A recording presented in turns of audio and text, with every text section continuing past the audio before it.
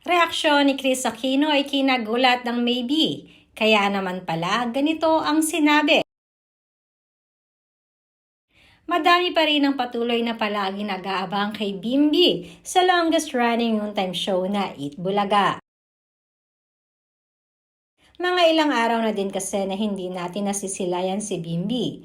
Kaya naman, napakaraming netizens at followers ng dalawa ang nagtatanong at nagtataka kung bakit hindi nga pa muling bumabalik si Bimbi sa Eat Bulaga. Sinasabi kasi ng napakaraming televiewers ng Eat Bulaga na isa talaga si Bimbi sa talaga namang pinakakaabangan ng mga ito. At ganoon na rin ang kanilang pagsasama ni Riza.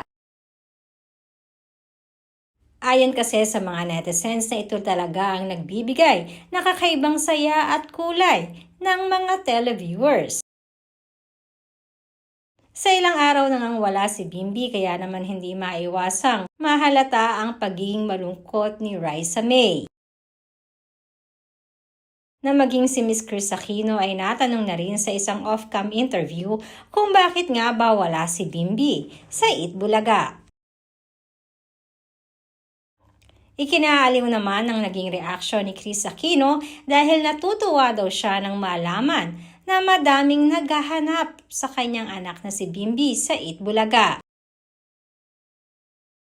From the crew and mga co-hosts, but most especially na nga ay ang Team Maybe at ang nag-iisang si Raisa May. Pabirong pagsagot ni Miss Chris na hindi muna di umano natin masisilayan si Bimbi sa Eat Bulaga, subalit hindi naman ito dinisclose kung ano ang dahilan. Ayon naman kay Miss Chris ay huwag mag-alala dahil soon daw ay masisilayan natin muli ang Maybe.